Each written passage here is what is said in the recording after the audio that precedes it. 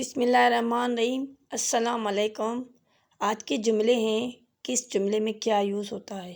का, की, के, को का इस्तेमाल और मैं, हम, आप और मेरा का इस्तेमाल किस जुमले पे में किस तरीके से इस्तेमाल होता है।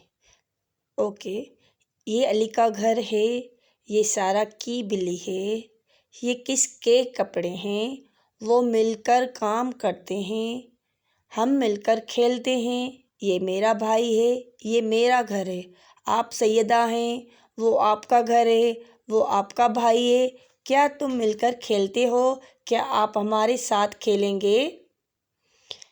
भाई ने आम खाए, आपी आई चाय लाई, कितने अनार आए हैं, ये गाय हैं, अपनी बात सुनाओ, सबने मज़े उड़ाए, अपने घर जाओ, जाओ बाजा लाओ, बच्चे चले गए, दादी आई चूरी लाई।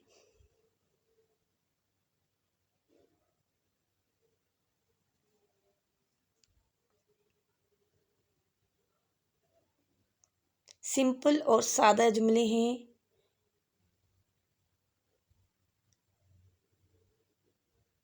एब्रीवेशन का यूज़ किया गया है हर सेंटेंस के साथ। ये फल है, वो खत है, ये हिरन है, तितली उड़ रही है, चिड़िया उड़ेगी, वो मुर्गा किसका है, वो भूखा है, अम्मी ने बिल्ली पाली, हम सच्चे हैं, मुझे कुर्सी दो।